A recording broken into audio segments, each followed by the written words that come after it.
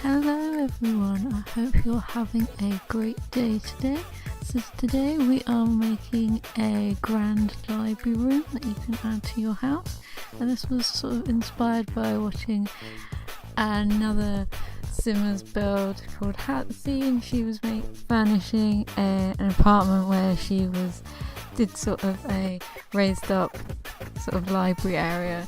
I thought really inspired me to make my own library area, so I've kind of made it a sort of L-shaped room that sort of would have been situated at the back of the house, and sort of making it look sort of modern-ish, but sort of harping back to more traditional like wooden panelled walls, and using some parquet flooring and sort of making it more traditional but having all the modern sort of features in it.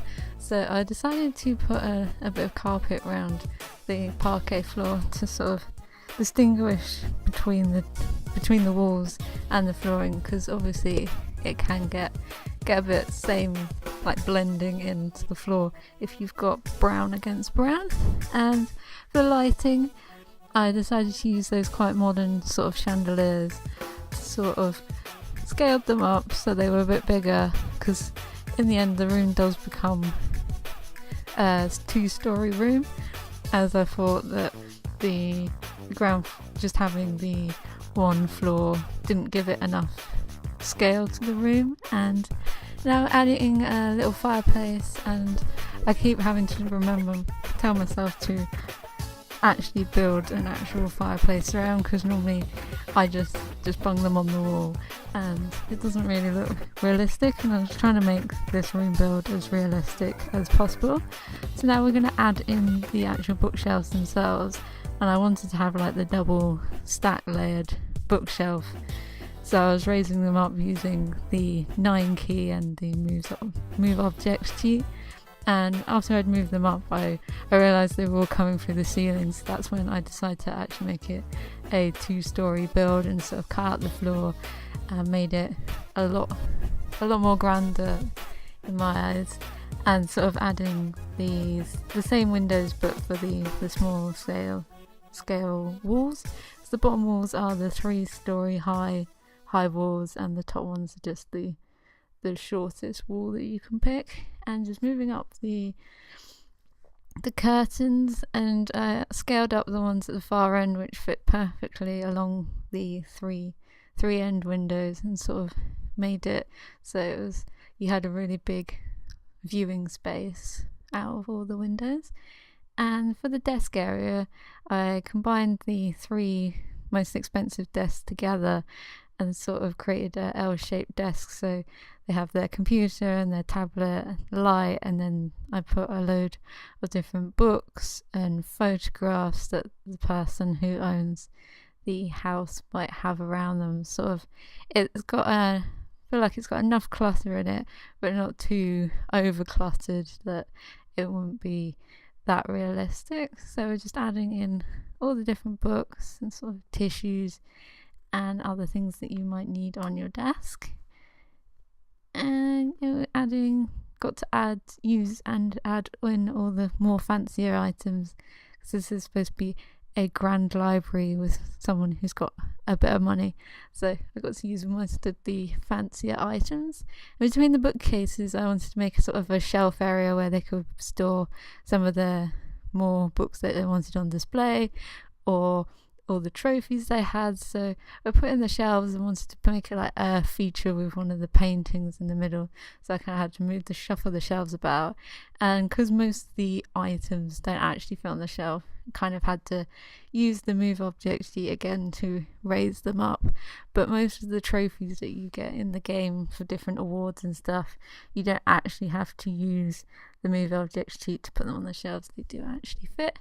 And I'm trying to throw in as many trophies and different sculptures as I can on the wall, and trying to pick out all the different things. Oh yeah, and in some of the some of the houses, like if you go to the National Trust houses or anything, then they normally have like really expensive like Wedgwood plates on the top. So I thought I'd use the Parenthood plates there that are handmade, and sort of put those on the top to represent like these are super expensive plates, so they're put well out the reach of anyone else. And I did quite use the two of the globes, one from the City Living and one from the base game, to sort of add in a bit of detail and adding lots of globes. I do like a good globe. And then we're going to use some of the base game fancy tables, sort of give areas for your sim to put down books and sort of different ornaments that might have collected around the place.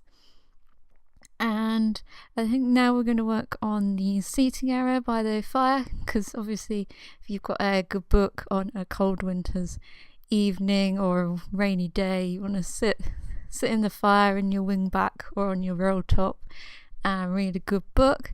So I had to move the piano about a couple of times in this build because I didn't really plan out what I was going to put in the room per se, but I had an idea, but it kind of, this build was more developed as it went along, rather than me knowing exactly where all the items were going this time.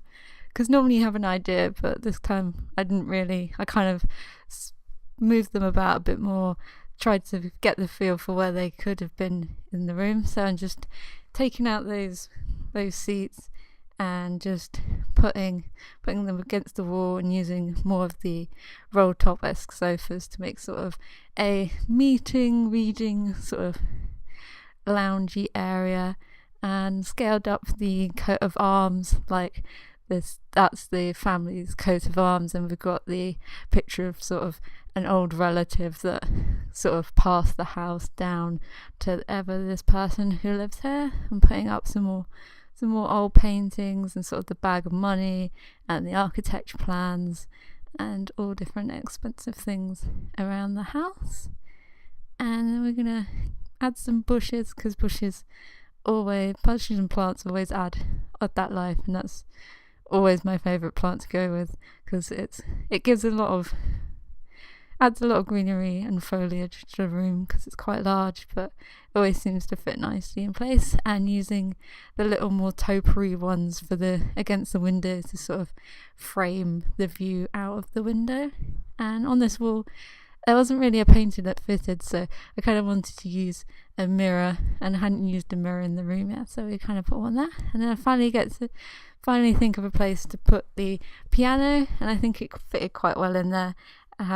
Each area has its own little space that it's got, and its own little sort of rug to protect the flooring. So each space has got enough space around it.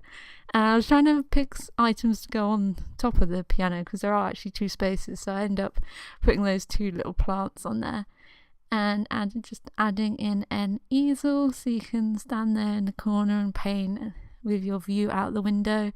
And I did want to add like the dartboard and maybe the Parenthood sort of thing on the wall, but there really wasn't space. And then when I was looking through that catalogue, I found the aquarium, and I really wanted to add that in.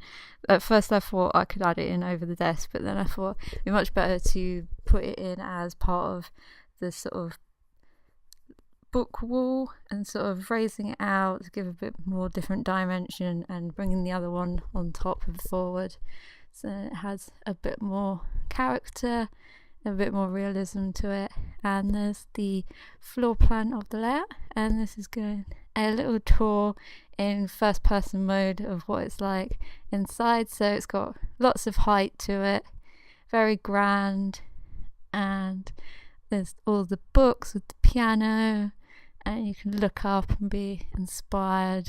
I do like that painting on the wall, because it looks like there's an actual light above it when there actually isn't. And this is your view from the desk, and when you're working away. And then we're gonna turn around and look at what it's like from behind. And then there's my little sim working away at her desk, having to go and play the piano which I can't actually play in real life. But The Sims is a wonderful thing, and you can learn skills that you could probably never get around to doing, and reading a book. So I hope you enjoyed. If you did, give it a thumbs up, and if you'd like to see any more builds or like to suggest any builds, leave a comment, and feel free to subscribe. And I'll see you in the next one. Bye.